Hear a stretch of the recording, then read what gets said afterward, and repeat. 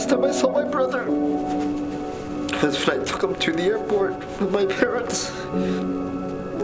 Back then, you could go up into the roof in LA International and wave goodbye to your loved ones.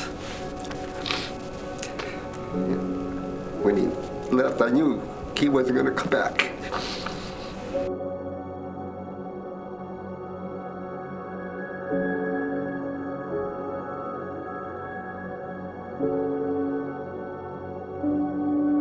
My name is Roberto Chavez. In my heydays, they used to call me Bobby P. Chavez. And I'm here to speak about my brother, Jesus Ernesto Chavez, who died in Vietnam. I was just a runt. I was maybe 3 years old, if that. I think in 1950-51 we moved here, and there was myself, my baby brother Francisco, who didn't get to play here. He ended up moving with my parents to Hermosa Beach after my brother died, and he played at Miracosta High School. And then my sister, Sylvia, and my brother, they both graduated together in the same class, Sylvia Ramirez. And then my brother-in-law, special thanks to my brother-in-law because he brought my brother home. He had to identify his body. So there was no open casket. So the last time I saw my brother was when I took him to the airport with my parents.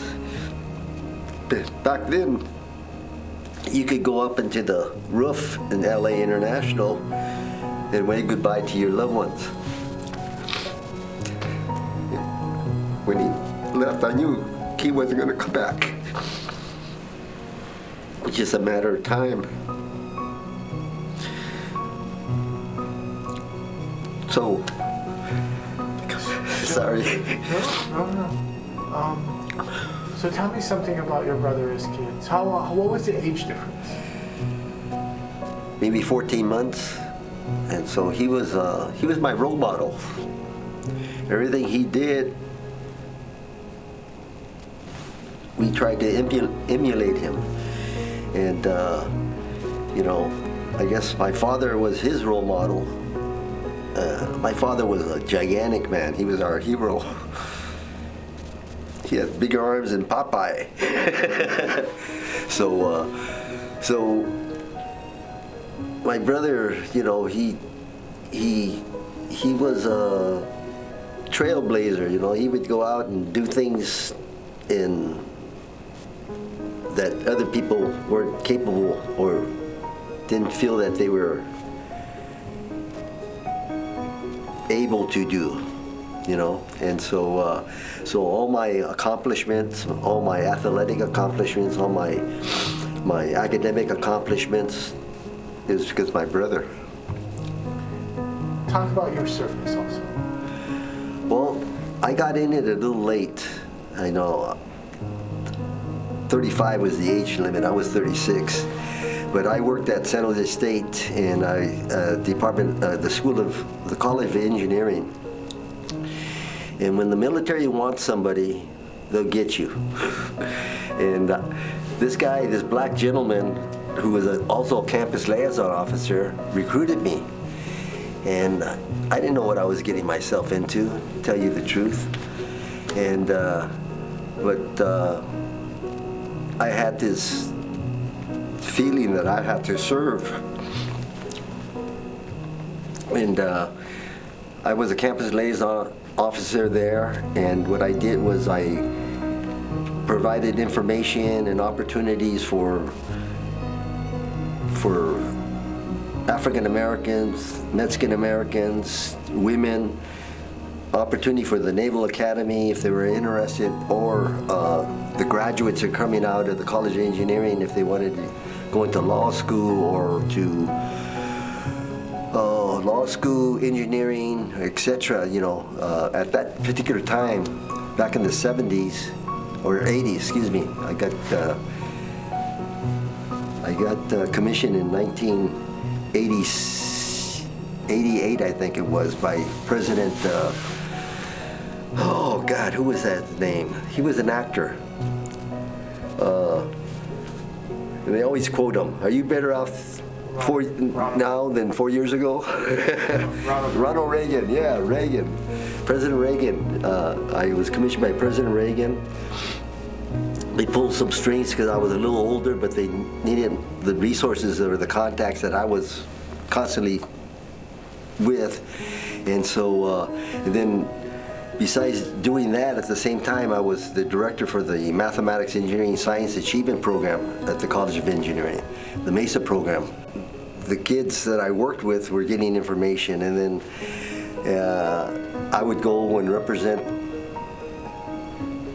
the Navy as well as MESA at different universities and stuff like that. And boy, did the raza get hot. They get hot because, you know, why is he here? Why is the Navy doing this? Da da da da da. You know, because we were during the 70s, 60s, we were anti-Vietnam War, and you know, and I was involved with that same situation at the time, and so it all worked out. Let's just put it that way. It's just one grand ride that I've had as an educator. Of all things, he had himself a good career if he stayed in education, you know, college. He did his 2 years at Rio Hondo College. He played football there for 2 years, and then he decided he's going to go and serve. He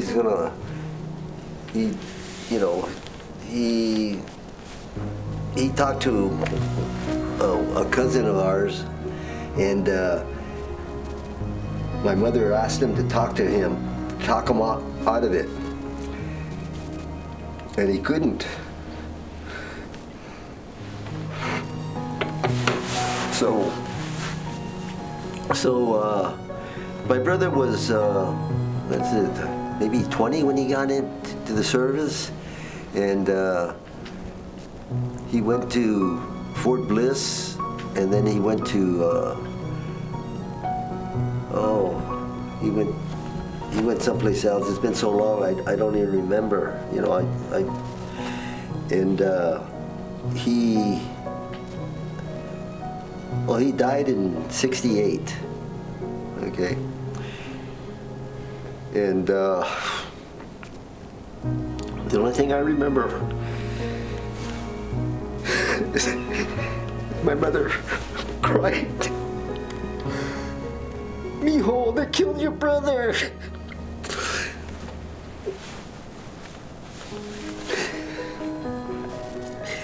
And I knew I was working at Mobile Oil at the time in the summertime, and I wasn't doing nothing to get ready for the 605, and we just I was coming home, and it was easy for me to just go to LA, go to the draft office, tell them, let's go. I had this rage in me, and so no, it wasn't good for me to go. Not after what I saw my mother go through. And then I put the rage to work playing football, and almost killed myself, but I found another sport, better sport, lifelong sport, handball. You know, in fact, I walked the courts over here at Smith Park, you know, hoping to find a handball player out there, because I didn't bring any pelotas or gloves. And so anyway, I started playing handball, and that was it. I think the youngsters today have to look at them and ask, why did they serve? You know, and if they live in this country, you know, when I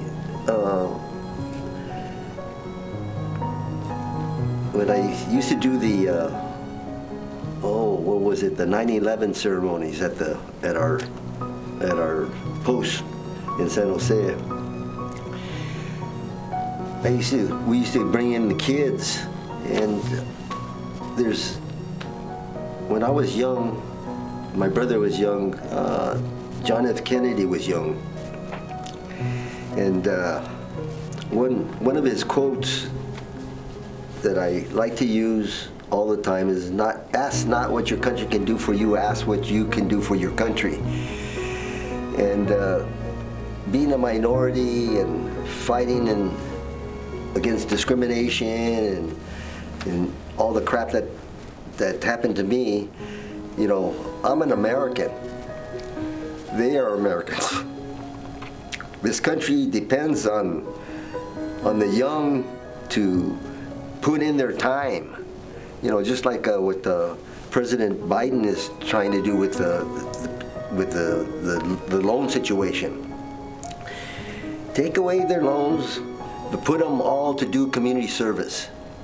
Get them back into the neighborhoods, get them back into the cities, get them involved.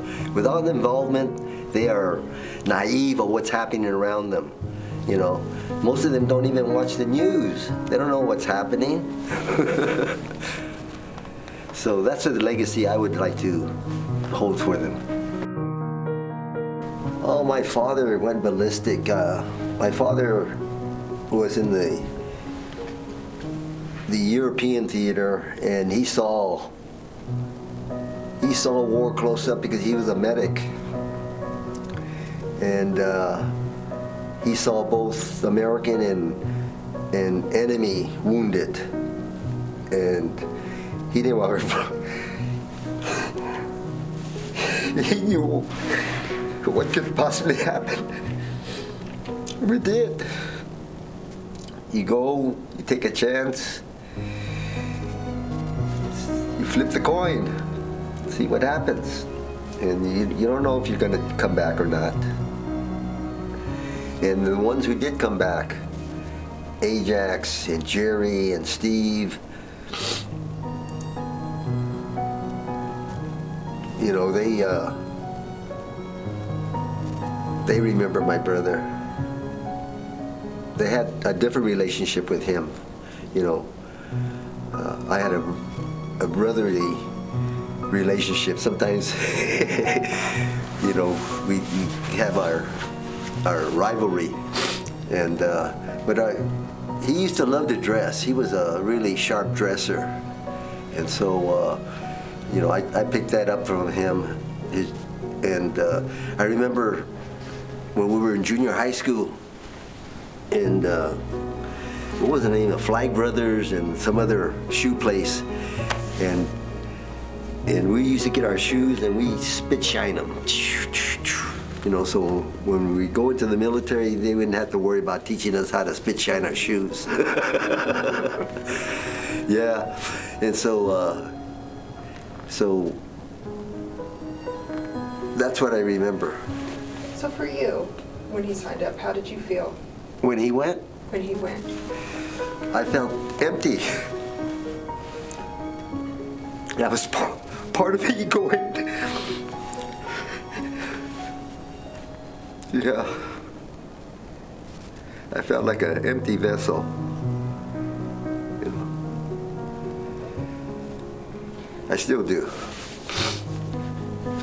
After he was killed, I know you were extremely angry.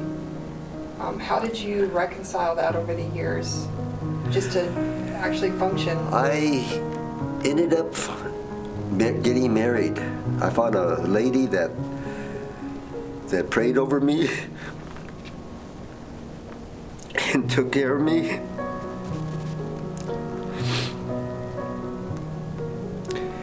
That's how I coped with the situation. Not the memories. The memories are still very tender, but my wife really helped me deal with this issue.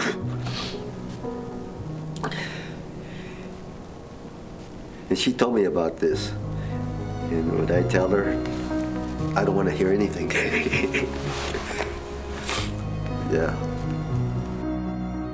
We grew up in the silent generation. My parents were the silent generation, where kids are to be seen and not heard. And so, to this day, we have never spoken to one another about his death, or to my parents. And when you see these soldiers that are out there in the streets, all these veterans, there should be no excuse for a veteran to be homeless and being a druggie, you know. We gotta do something. We gotta think out of the box and do something where we can eradicate this issue. But you see it all the time on Congress. What about the veterans? Oh, we're for the veterans, or we're for the people in blue, and a bunch of bull. Talk about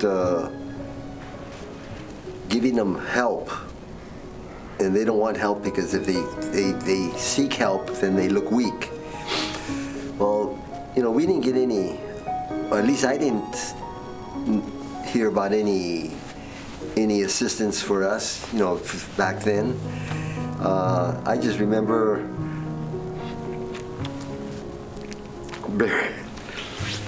burying my brother, and back then we didn't even put him in the ground. They just left it up, left the casket there, and I just stood there with my father. They killed him.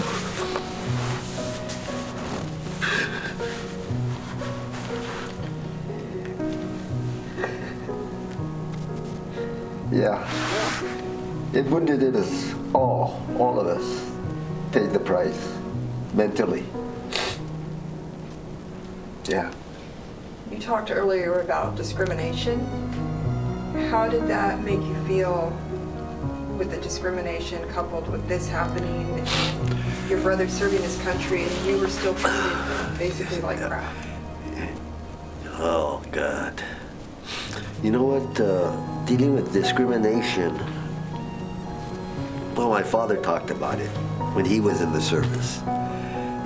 Wouldn't allow Mexicans in. And then all his white friends would get pissed off and rip up the place.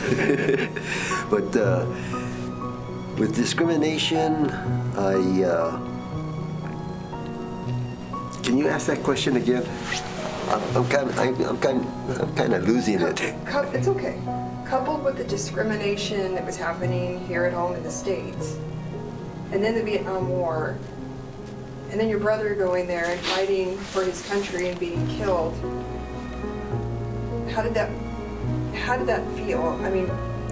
How did you handle that? That must have been, I can't even. Well, I had to debate whether I go in. Do I go to serve, or do I stay home?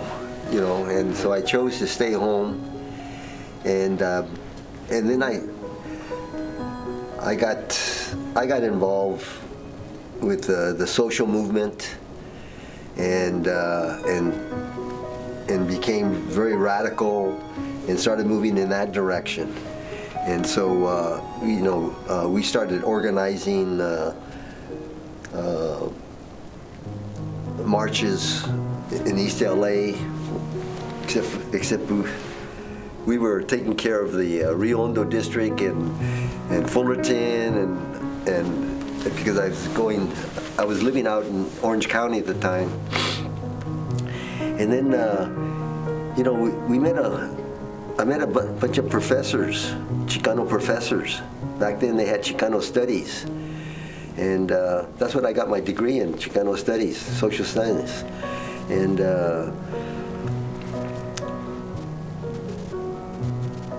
they kind of like opened our eyes about a lot of things, and that have been kept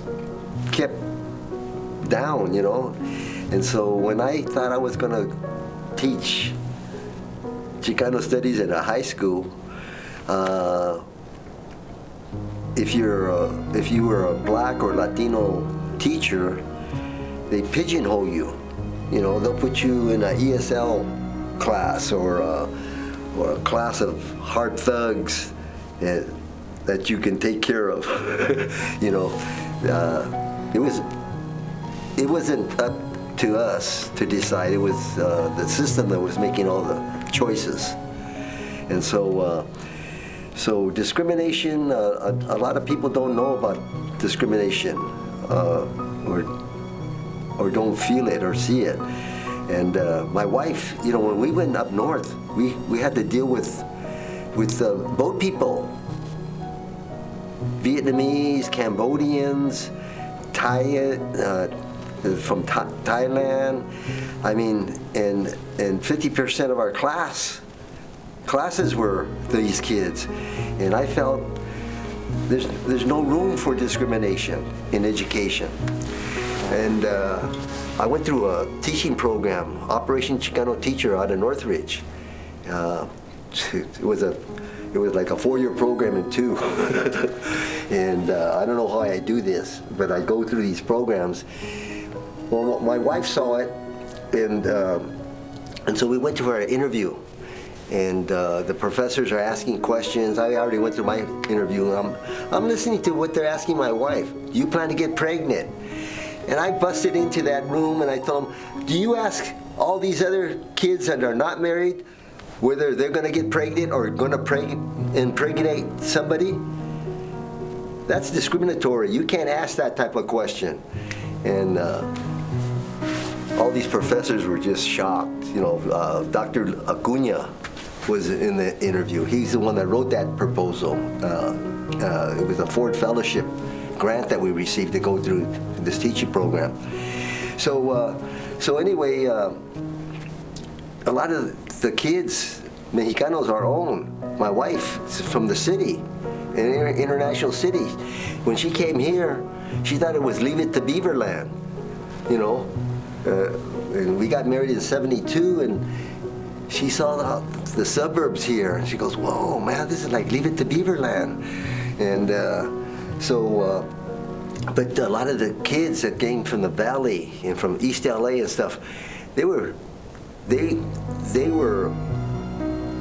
okay with discrimination. I'm gonna help my people. I'm gonna screw everybody else. And my wife and I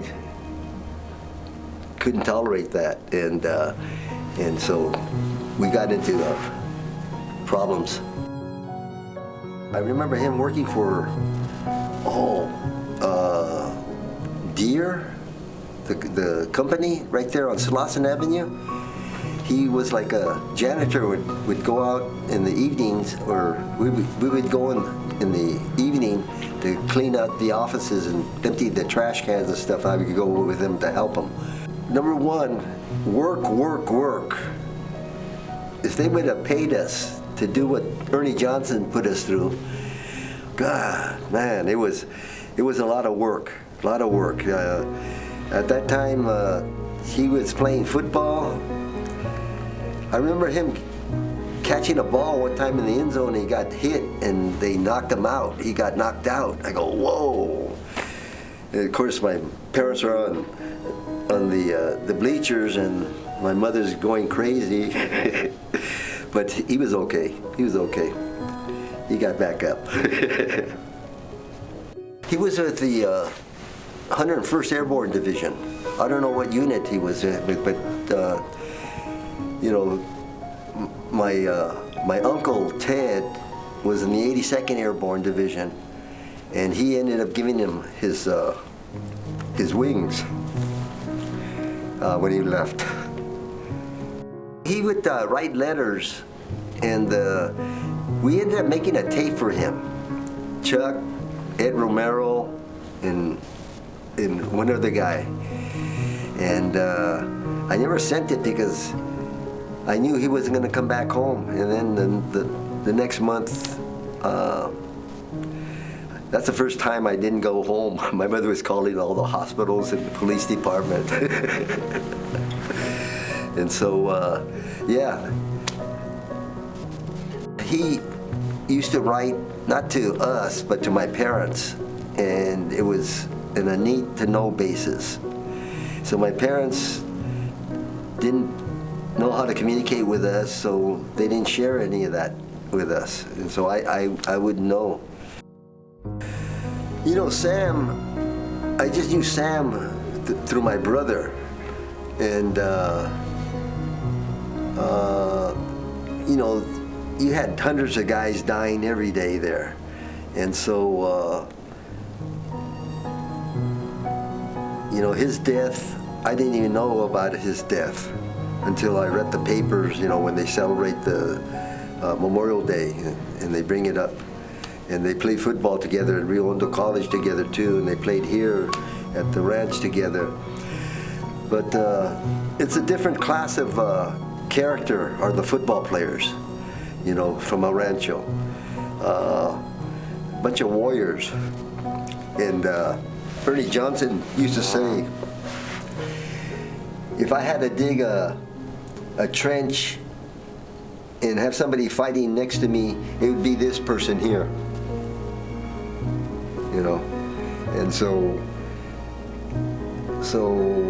whether it was from our neighborhood with all the veteran fathers that we had, or whether it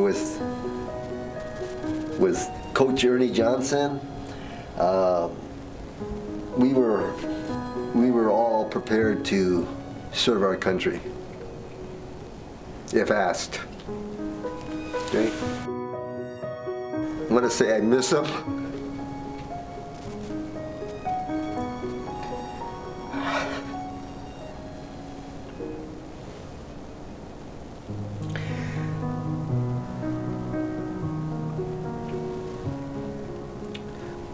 I wish he was alive. That's all. Thank you.